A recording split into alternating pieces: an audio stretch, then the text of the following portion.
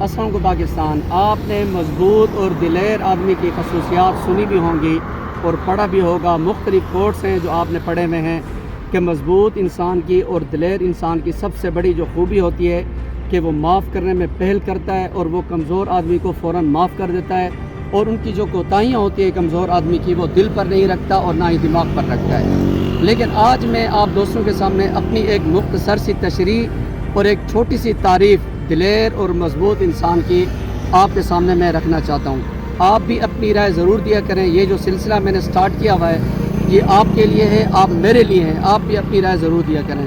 میرے نزدیک جو مضبوط اور دلیر انسان ہے، جو بہادر انسان ہے، اس کی سب سے بڑی تعریف یہ بھی ہے کہ وہ معاف تو کرتا ہے، لیکن میرے نزدیک سب سے بڑی تعریف یہ ہے کہ وہ ریئلسٹک ہوتا ہے، وہ حقیقت پسند ہوتا ہے، وہ اپنے آپ کو وہ ظاہر کرتا ہے جو انفیکٹ وہ ہوتا ہے۔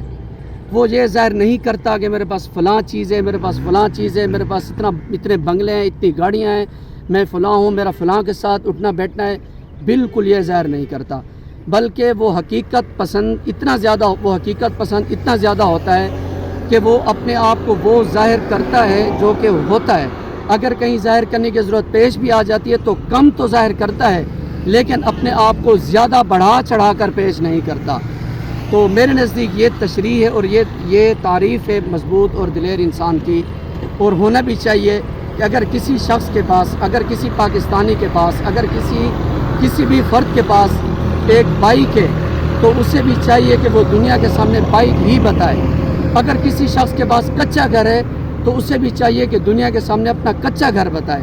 اگر کسی شخص کے پاس گاڑی ہے تو وہ گاڑی ظاہر کرے۔ تو اپنے آپ کو بڑھا چڑھا کر پیش کرنے والا شخص بھی کمزور تصور کیا جاتا ہے۔ میرے نزدیک پاکستان زندہ باد۔